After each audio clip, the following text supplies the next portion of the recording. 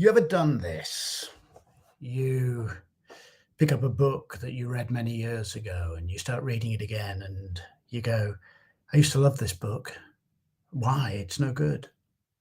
Or often for me, the opposite happens. You pick up a book and go, I'm not sure I like this. I read it before. It was a bit crappy. You start reading it and you go, wow, it's amazing. If not books, then a film. You accidentally start watching a film or whatever that you've seen before and go, hey, this is actually really good. Or this is really awful.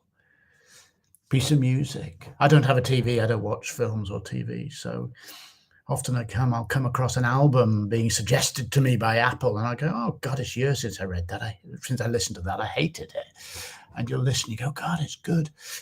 They haven't re-edited the film. They haven't re-edited the music. I've simply changed.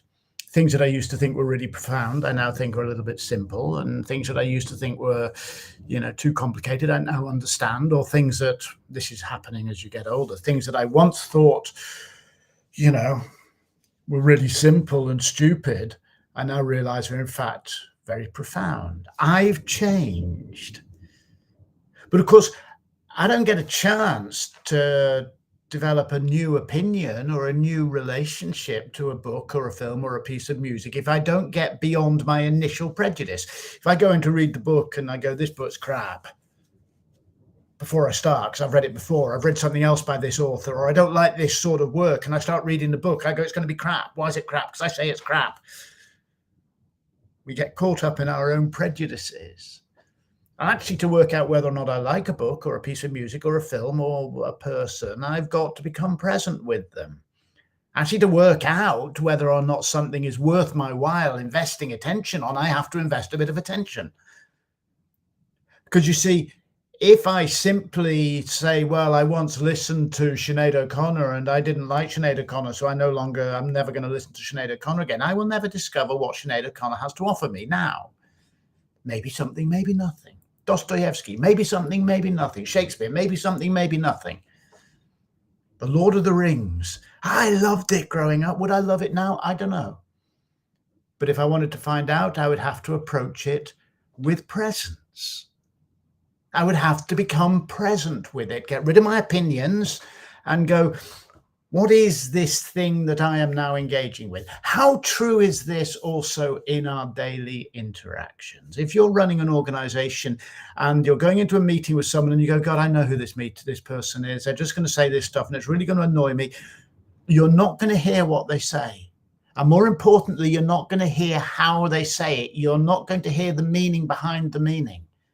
You are not going to engage as a human with the meaning behind the meaning.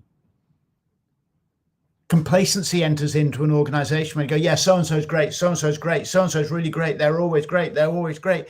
And you don't actually engage and say, are they still doing what they said they do? Are they delivering? You're not engaging with the meaning behind the meaning.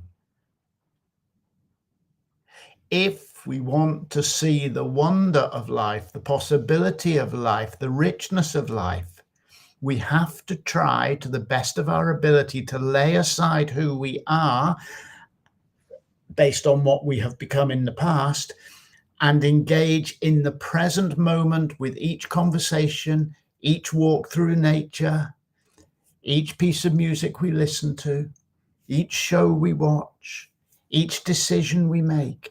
We make those decisions now, and if we are not present now with the decision that we're making or the conversation we're having, we are simply on autopilot, acting out of our preconceptions, or, to use the word, prejudice.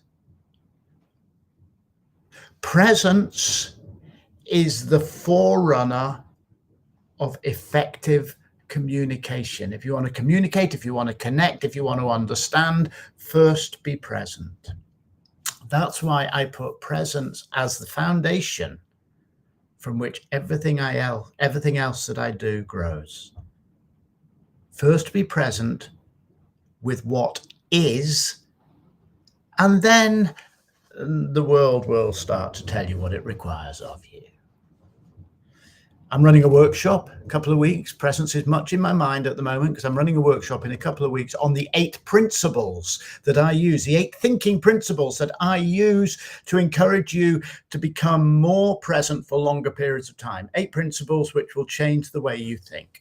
6th of November, in the afternoon, Irish or UK time, which means in the evening, India time, in the morning, East Coast of America time, horribly early in the morning, West Coast of America time, late afternoon in sort of Eastern Europe and so on. There'll be a link below this video or in the comments or something like this. You'll find it.